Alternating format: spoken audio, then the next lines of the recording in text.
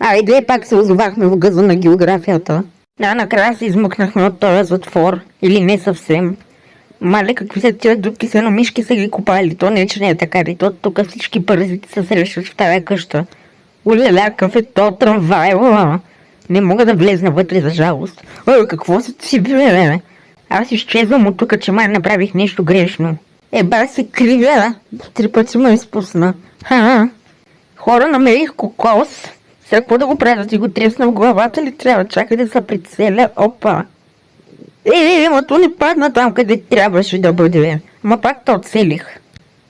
Пияно!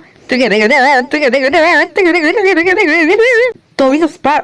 Само ще взема това набързо. Мога ли да те застрелям в тази част?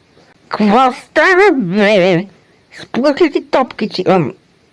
Какво правиш, бе? Що се друсаш на някой тебе?